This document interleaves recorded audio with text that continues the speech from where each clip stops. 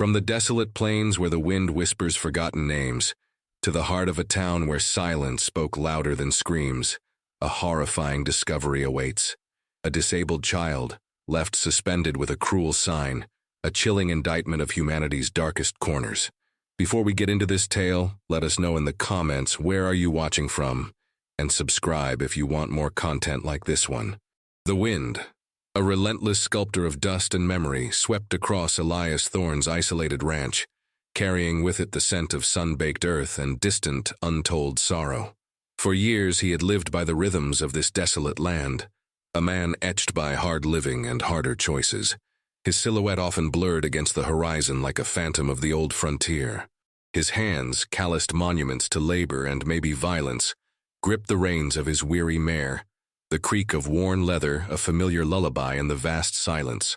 A man of few words and fewer attachments, Elias had carved out an existence on the fringes, not out of piety, but out of a deep-seated distrust for the neat rows of civilization and the judgmental eyes that came with them.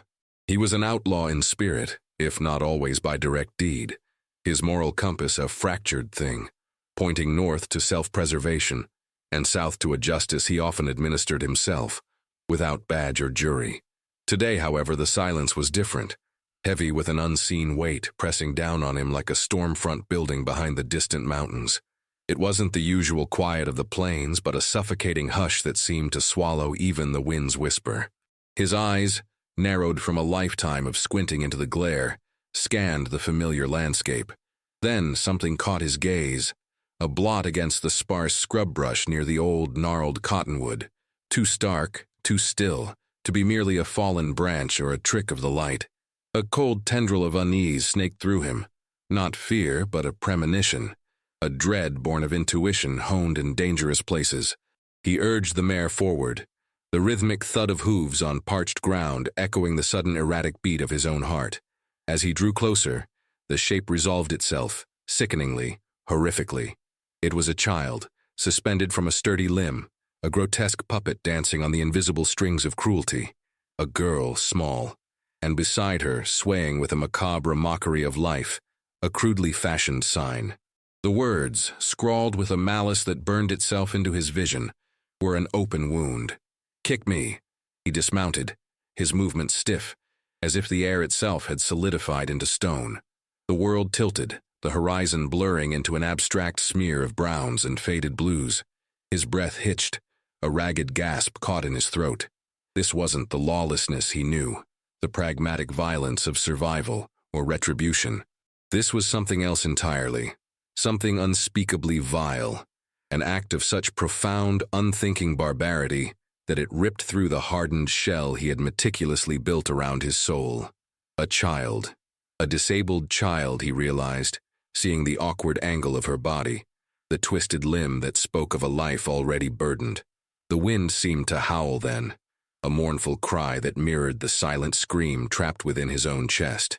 The sign, cheap wood splintered at the edges, mocked the stillness of the air, its crude letters a testament to a cruelty so casual it turned Elias's stomach.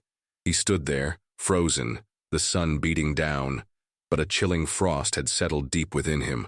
His mind, usually a fortress of logical, detached thought, reeled, images flashing unbidden, faces from his own shadowed past, ghosts of innocence lost, and the echoes of cries long silenced.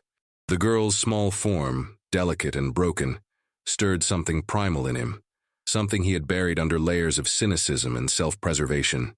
He had seen death in many forms, swift, brutal, agonizing, but never this. This wasn't a fight for territory or a shootout over stolen gold. This was the deliberate torment of the helpless, an act that defied any semblance of human decency. A wave of nausea washed over him, a physical manifestation of the moral stench that hung in the air. He swallowed hard, his throat tight, tasting the bitter ash of helplessness. His first instinct, honed by years of solitude, was to turn away, to ride back to his ranch and let the vast, uncaring land reclaim its grim secret.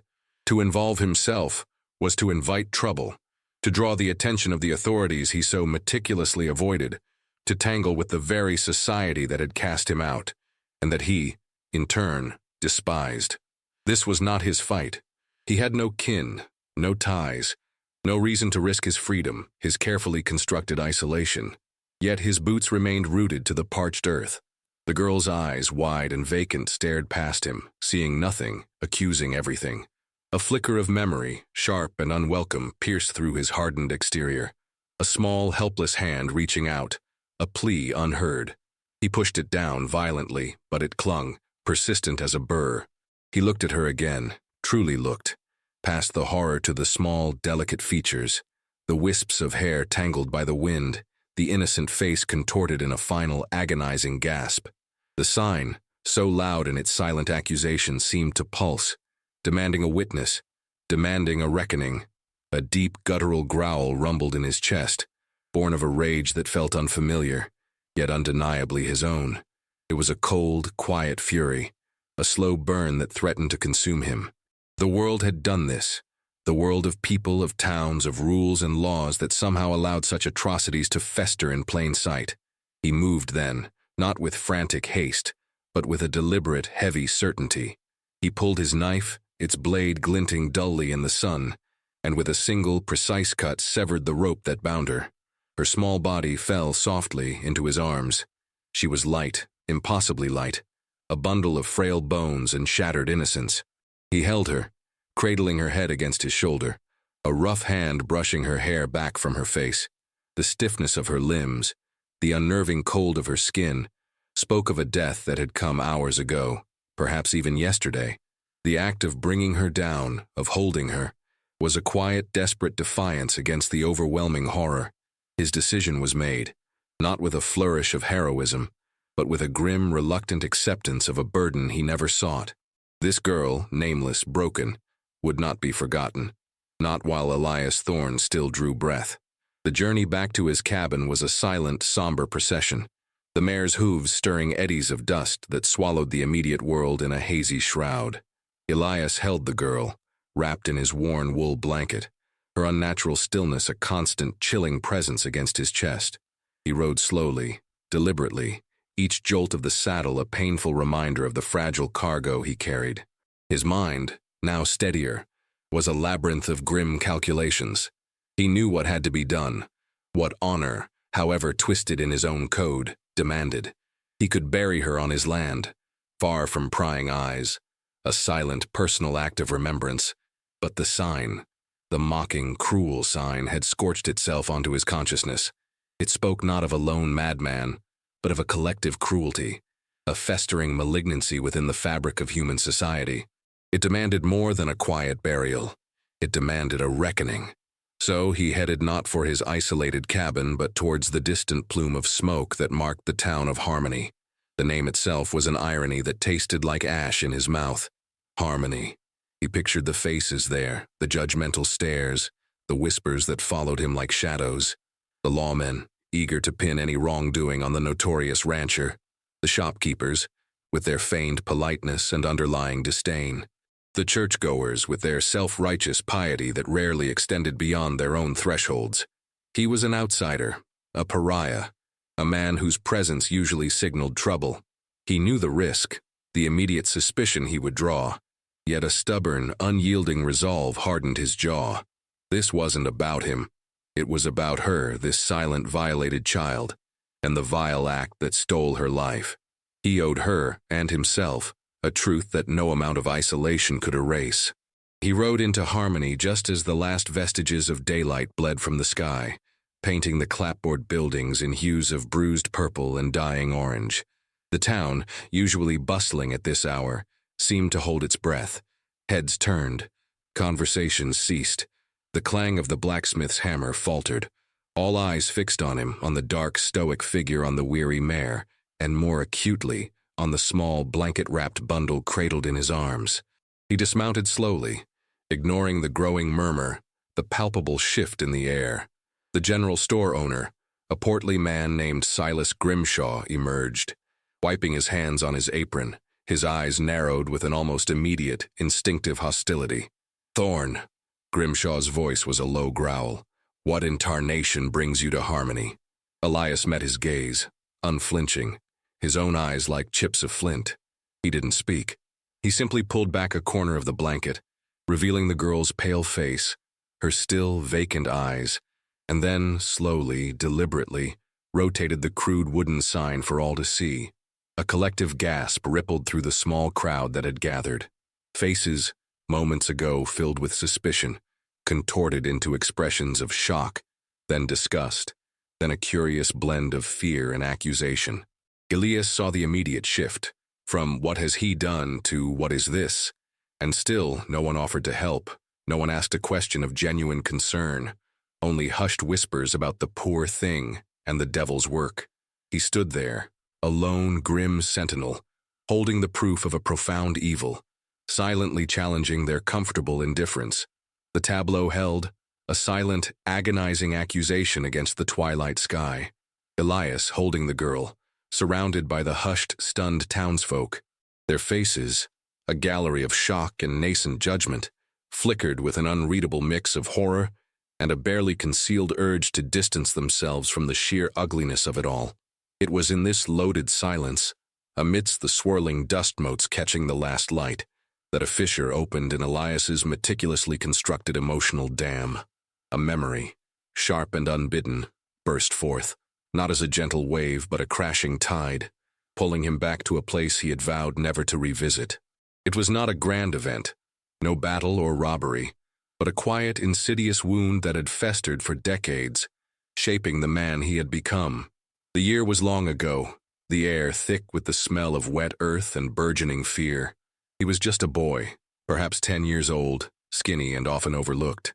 His younger sister, Lily, 7 years his junior, fragile and prone to fevers, had always been his quiet charge. Their mother, long gone, had left them to the harsh mercies of a transient father, a man perpetually chasing the next ill-fated venture, leaving his children to fend for themselves in the fleeting warmth of rented rooms and strangers' indifference. Lily, with her perpetually frail constitution and a limp that made her movements slow and deliberate, was often the target of other children's cruel taunts. Their words, sharp as shards of glass, had a way of finding the tender spots. Limping Lily, they'd called her, or worse, the cripple. Elias remembered a particular afternoon, rain lashing against the window panes of their dingy boarding house. Lily had ventured out to retrieve a doll she'd left in the yard, despite his warnings. He'd watched from the window, a flicker of irritation in his young heart. Annoyed by her slowness, her persistent vulnerability. He was tired of being her protector, tired of the burden. He saw it unfold, a group of older boys drawn like vultures to a weakness. They surrounded her, laughing, their shadows long and distorted in the gray light. He heard their jeers, distorted by the rain, but clear enough to pierce. He saw Lily stumble, heard her cry out, a small, choked sound of pain and fear. His instinct, raw and immediate, was to rush out, to defend her as he always did, fists clenched, a primal roar ready to burst from his throat. But he hesitated, just for a moment. A tiny, almost imperceptible hesitation, fueled by a nascent resentment, a weariness of her constant need. He told himself it was only a game, a childish squabble. He told himself she needed to learn to stand up for herself. He told himself 1,000 lies to rationalize his inaction. And in that brief, unforgivable pause, one of the boys had shoved her, hard, into a muddy puddle. Her doll floated, face down, in the brown water. Lily lay there, sobbing, a small, broken heap, her thin arm twisted at an unnatural angle. The boys scattered, their laughter echoing. Elias ran out then, the shame of his delay burning hotter than any fever. He scooped her up, whispering apologies, trying to soothe her trembling body. But the damage was done. Not just to her arm, but to something in him, a core belief in his own protective instinct. He had failed her. He had been there, within reach, and he had hesitated. Lily never spoke of it, but her eyes, when they met his, held a new, quiet understanding, a subtle shift in their fragile bond. The memory had haunted him, a relentless whisper of his own inadequacy, his own moral failing, shaping his retreat into isolation. Now, seeing this other child, violated and abandoned, the echoes of Lily's silent suffering resonated, a profound and terrible irony. The world had done to this girl what he, in a moment of cowardice, had allowed to happen to his sister. The weight of the past pressed down, transforming his quiet fury into a fierce, unwavering resolve. The townsfolk, a collective breath held, remained fixed in their strange, horrified tableau, their silence a suffocating blanket. Elias ignored them. Their whispers, the judgmental glances, the silent accusations, they were mere background noise to the roaring inferno that had ignited within him. He had brought the girl here, not for their pity, certainly not for their judgment, but for the truth, for a public reckoning. He lowered the girl gently, carefully, laying her small form on the dusty ground directly in front of the general store, placing the cruel sign beside her as a mute, terrible witness. It was a defiant act, an open challenge to their collective conscience.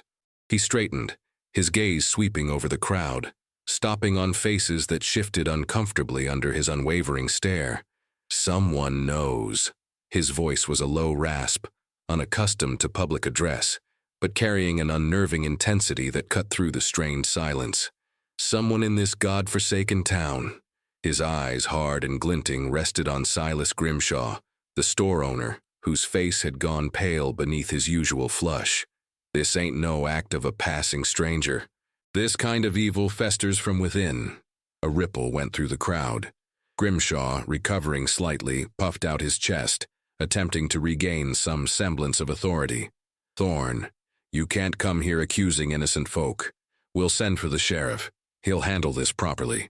The word properly hung in the air, laden with unspoken insinuation. Elias merely scoffed, a short, bitter sound. "The sheriff? He'll scratch his head, make a few notes, and pin it on the first convenient scapegoat. Probably me." The irony was a sharp, bitter taste. He knew how the game was played.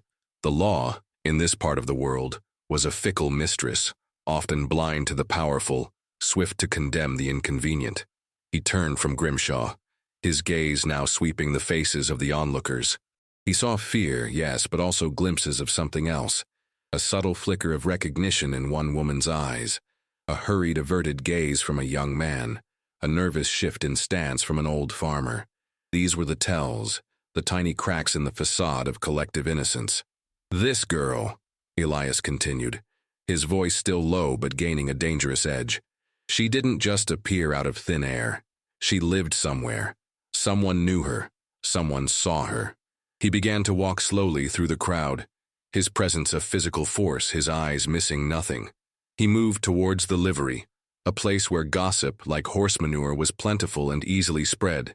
He wasn't looking for confessions. He was looking for reactions, for the telltale signs of complicity or knowledge. He sought the subtle flinch, the quick withdrawal, the nervous cough. This was his kind of investigation, an animal's hunt, guided by instinct and a deep understanding of human weakness. As he reached the livery, a young stable boy, no more than 15, was meticulously sweeping the already clean floor, his movements jerky. Elias stopped, his shadow falling over the boy. "You seen this girl before?" His voice was direct, devoid of threat, yet carrying an implicit weight. The boy's eyes darted to the bundle outside, then back to Elias, filled with a mixture of terror and something else. Perhaps guilt, perhaps just profound unease. He swallowed hard, his Adam's apple bobbing. No, sir. Never seen her." Elias remained still, his silence a powerful interrogation. He saw the tremble in the boy's hands, the nervous sweat on his brow. The lie, however flimsy, was spoken. "You sure about that, son?" Elias pressed, his voice a quiet rumble. The boy mumbled something unintelligible, his gaze fixed on the ground. Elias knew then. This was where the threads began. This boy knew something, and Elias, patient as a predator, would find a way to unravel it, thread by agonizing thread. The slow burn had begun its rhythmic thrum. The stable boy, though he stammered out repeated denials, could not entirely conceal the tremor in his hands, the darting eyes that spoke volumes louder than his words. Elias let him go, for now. He knew that pushing too hard, too fast, would only seal the boy's lips tighter. He needed time, and he needed more pieces of the puzzle. The town was a tightly knit web of secrets, and such a monstrous act could not have been committed without some thread, however thin, connecting it to the community. He turned his attention to the hushed conversations now echoing through the streets, the whispered conjectures, the sudden silences when he drew near. He listened, not just to the words, but to the pauses, the inflections, the unsaid. His presence, a dark, unsettling anchor in the heart of harmony, forced the town to confront the horror. The girl's body remained where he had laid her, a grotesque exhibit that few dared to approach, yet none could ignore. It was a potent symbol, a mirror reflecting the town's collective complicity, their comfortable blindness. Elias observed the faces of the adults, the respectable citizens. He saw their discomfort, their quick judgment of him, the outlaw, for bringing such ugliness into their tidy lives. But beneath the veneer of shock, he also saw the familiar signs of a society that protected its own, no matter the cost. He knew this pattern. He had seen it before in other places, other times. The powerful shielding the cruel, the weak paying the price. His own past, a murky landscape of moral compromises, echoed in the tension of the moment. He was no saint. He had taken lives. He had broken laws. He had lived by his own grim code. But there was a distinction, a fundamental line he rarely crossed. The deliberate torment of the helpless, the violation of innocence. This was a depth of depravity that chilled him to the bone, a frontier of evil he refused to acknowledge as his own. His moral ambiguity was not a license for chaos, but a survival mechanism, a way to navigate a world that offered little justice to those who couldn't enforce it themselves. Now, this girl, a fragile vessel of pain, represented a challenge to that very code. Would he remain an outlaw, acting only for self-preservation? Or would this act of unimaginable cruelty force him to become something else, something more akin to a reluctant, avenging angel? He needed a place to think, away from the prying eyes and the suffocating atmosphere of the town square. He sought out the dilapidated stable behind the general store, a place usually overlooked, a repository for forgotten things. As he stepped inside, the scent of hay and old wood filled his nostrils. He noticed a faint but distinct smell, not of horses but something acrid, metallic. He scanned the corners, his eyes adjusting to the dim light. In a pile of discarded feed sacks, almost hidden, he found it, a small tarnished silver locket. It was cheap, mass-produced, but bore a faded engraving, a single crudely drawn daisy. He recognized it, not the locket itself, but the daisy. He had seen it before, on a piece of embroidery, a handkerchief perhaps, clutched in the hand of a local woman, a spinster known for her quiet charity, who often knit small garments for the town's less fortunate. The woman, Miss Eleanor Vance, lived a solitary life on the edge of town, her home a small, neat cottage surrounded by a riot of overgrown wildflowers. Was it possible? A woman of such apparent gentleness tied to this monstrous act? The irony was a bitter twist. He pocketed the locket, its cold metal a growing weight against his palm. The world was rarely what it seemed, and innocence, he knew, was often the first casualty of its hidden cruelties. The path forward was growing clearer, leading him towards a confrontation that would test not only his will, but the very core of his fractured morality. The locket, cold and insignificant in his palm, felt like a burning coal, searing through the layers of his hardened skin. A faded daisy, a child's clumsy drawing, yet it held the weight of a world he thought he had left behind, a world where the line between good and evil was not so starkly drawn, where shadows often hid behind the most innocuous of facades. Miss Eleanor Vance. The name conjured an image of fragile gentility, of quiet devotion, of a life spent in service to God and community. Yet, the locket was a stark, undeniable contradiction. He had seen her with children, with their parents, always with a kind word, a gentle smile. But the cruel irony of the situation, the juxtaposition of her perceived benevolence and this horrific discovery, ignited another, deeper flicker of memory within him, pulling him back, not to Lily, but to another wound, one he carried with a heavier silence. It was years after Lily, after he had left the transient life behind, a young man finding his way through the brutal landscape of the mining towns. He was rough then, quicker to anger, faster with a fist than with a word. He had found work in a small, isolated mining camp, a temporary truce with a life that demanded constant vigilance. There, he had seen a similar insidious cruelty, not outright violence, but a relentless, systematic ostracization. A young woman, quiet and withdrawn, had recently joined the camp, arriving with a deformity, a pronounced hump on her back. The men, hardened by toil and isolated from social graces, called her names, whispered crude jokes, and excluded her from every aspect of camp life.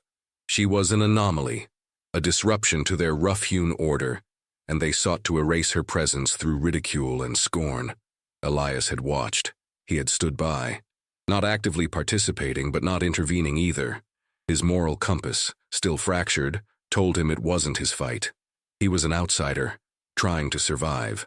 To defend her would be to draw attention, to risk his own precarious position. He remembered her eyes, though, large, dark pools of quiet desperation, reflecting the loneliness that was her constant companion. He remembered the way she flinched when men passed too close, the way she ate her meager meals alone, under the shelter of a discarded wagon. He had tried once to offer a piece of his meager rations, a silent gesture of solidarity, but she had shrunk from him, her fear too deeply ingrained to accept kindness from a stranger. He had retreated then, ashamed of his own clumsy attempt at connection, and of the easy path he had chosen, indifference. A few weeks later she was gone. No one asked questions. No one cared. They simply moved on, as if she had never existed. But for Elias, she had existed. Her silent suffering, her ultimate disappearance, had become another stone in the wall he built around his heart, a stark reminder of the passive cruelty of humanity and his own complicity in its unfeeling grip. Now, holding the locket, Elias understood the connection. The disabled girl, like the woman in the mining camp, like his sister Lily, had been deemed an inconvenience, an aberration, a target for a society that found comfort in uniformity and punished difference.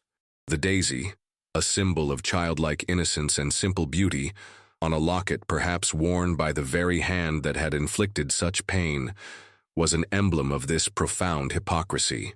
This wasn't just about finding the perpetrators, it was about confronting the sickness that allowed such acts to fester. The locket was a lead, a whisper of a path, but it was also a heavy burden, demanding not just justice, but an act of courage from a man who had long prided himself on his moral evasion. The past had reached into the present, demanding a reckoning that encompassed not just the girl's tormentors, but the dark corners of Elias's own soul. The locket, clutched in Elias's fist, felt like a hot coal, a tangible link to a truth both horrifying and disturbingly familiar. He lingered in the stable, away from the clamor of the main street, the town's uneasy silence still a palpable presence. He had seen enough, heard enough, gleaned enough from the averted gazes and the nervous energy of the townsfolk. The general store owner, Grimshaw, with his bluster and his quick deflections, had been too eager to dismiss the horror. The stable boy, with his feigned ignorance and trembling hands, held a piece of the puzzle. And now, the locket, pointing to the unassuming Miss Eleanor Vance, cast a chilling shadow over the facade of Harmony's piety. Elias felt the pieces shifting, clicking into place with a grim, sickening precision. He was no detective, not in the traditional sense, but he understood the dark currents of human nature.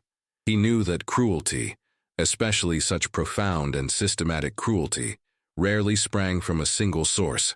It was a disease, often nurtured by a collective silence, by a community's willingness to look away. He saw the threads weaving together, the outcast status of the disabled girl, the small town's insular nature, the convenient blindness of those in positions of authority, and the insidious nature of respectable cruelty. The perpetrators were not faceless monsters hiding in the shadows. They were likely woven into the very fabric of the town, perhaps even celebrated figures. The irony was a bitter draught. His own heart, usually a cold, solitary chamber, now beat with a dull, persistent ache. He was past the initial shock, beyond the raw grief. Now, a cold, focused resolve had settled over him, sharpening his senses, honing his purpose. He thought of Lily, her small, trembling body, and the shame of his youthful inaction. He thought of the woman in the mining camp whose quiet disappearance haunted him still. This girl, nameless to the town but known to him in her suffering, would not be another ghost of his past, another stain on his conscience. He would not stand by this time. The world would not be allowed to simply swallow her whole, leaving only the bitter taste of unanswered questions. He moved with a quiet deliberation, his footsteps almost silent on the stable's dusty floor. He checked the loading dock outside, looking for signs of recent activity, for anything out of place. He noticed a fresh set of wagon tracks, partially obscured by earlier foot traffic, leading away from the general store and heading towards the eastern edge of town, precisely where Miss Vance's cottage lay nestled among the wildflowers. It was a small detail, easily missed, but to Elias it screamed. He didn't need a sheriff or a posse or the cumbersome machinery of justice. He needed only his own 2 hands, his own formidable will, and the grim knowledge that some debts could only be paid in blood. The confrontation was not a matter of if, but when, and how. He knew what he was, an outlaw, a man who lived outside the rules. And now, the rules of society, the very ones that had allowed this horror to unfold, were meaningless to him. He was operating on a different code now, one forged in the fires of righteous indignation and tempered by the steel of his own past failures. His hand instinctively went to the pistol holstered at his hip, its familiar weight a grim comfort. He was preparing, not for a quick skirmish, but for a deliberate final accounting. The slow burn had reached a critical mass, simmering just beneath the surface, threatening to erupt. The air itself seemed to crackle with the unspoken tension, the anticipation of a storm about to break over the town of Harmony. Elias Thorne, the outcast, was about to bring his own brand of justice to a world that had forgotten what justice truly looked like.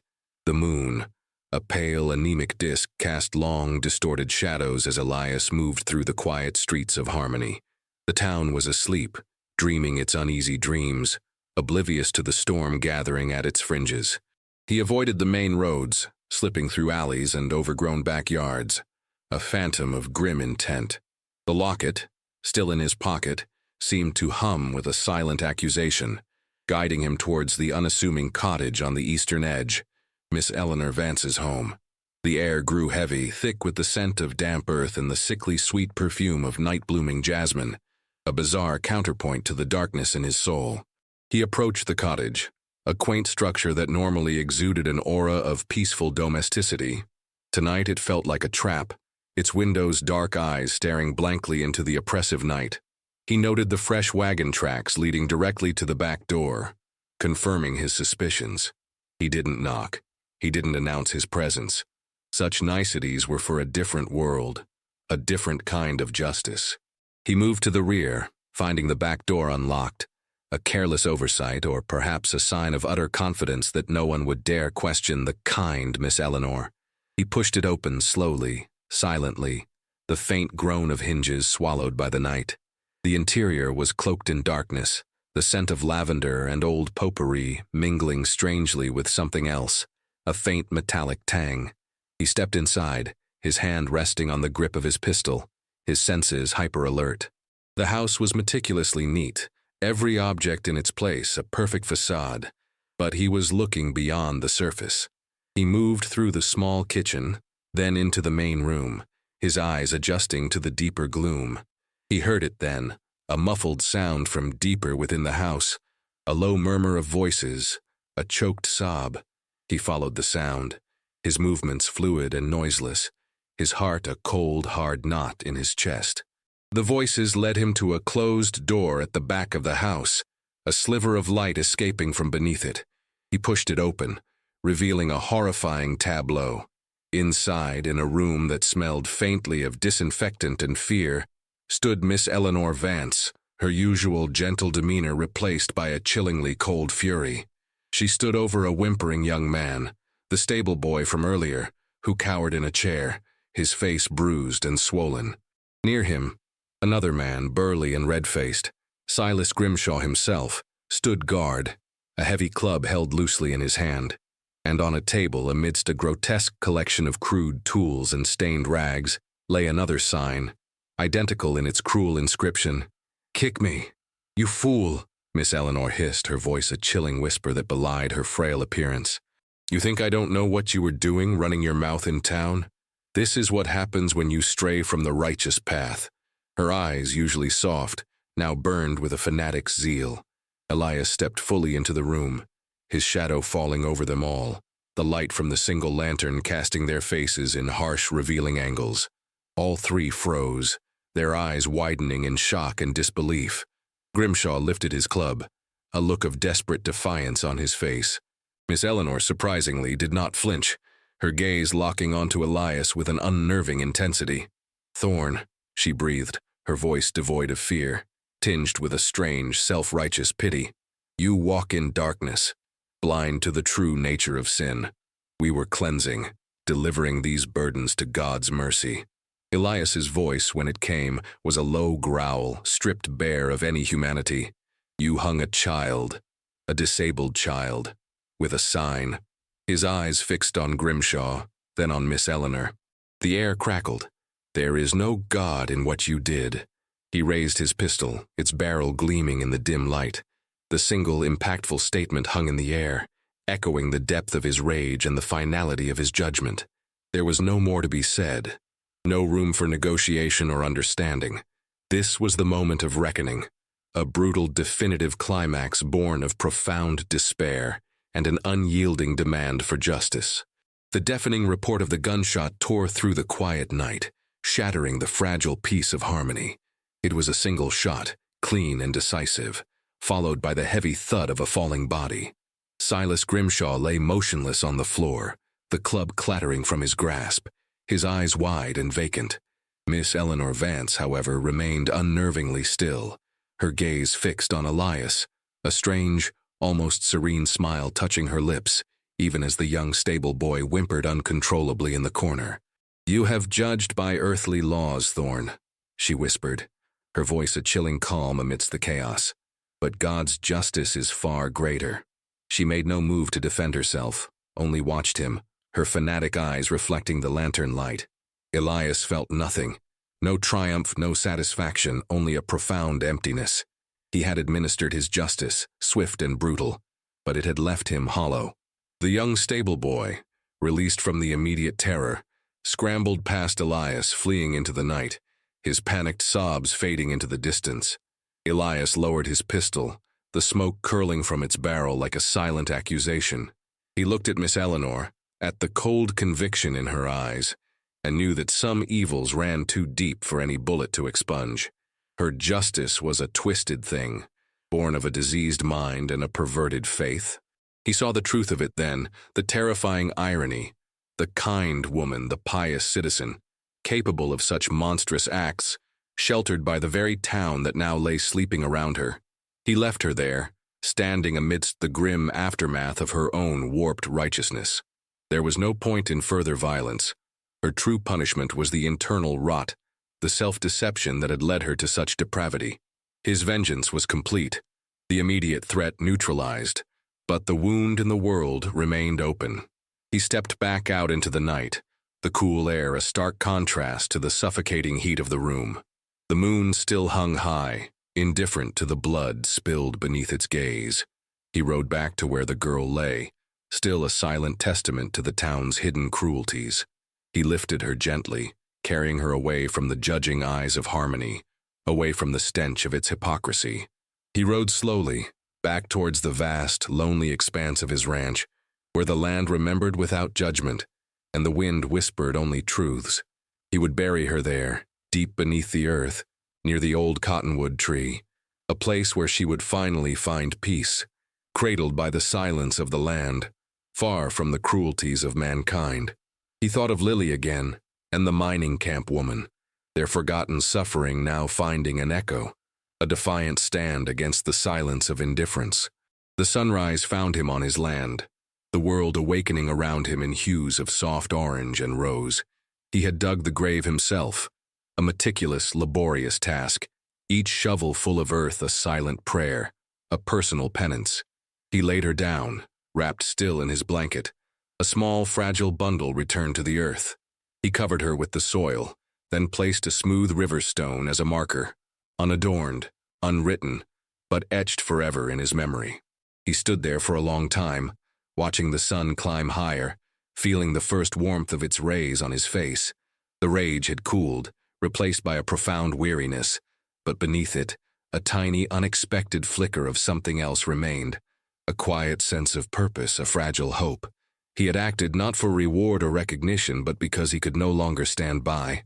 The world was still a harsh, unforgiving place, filled with darkness and pain. But perhaps, just perhaps, one man's refusal to look away, one solitary act of defiance against unspeakable cruelty, could cast a small, enduring light. The outlaw rancher, flawed and morally ambiguous, had found a piece of his own fractured humanity in the desolate expanse of the plains, a quiet, grounded resolution that promised a different path forward, even in the shadow of so much loss.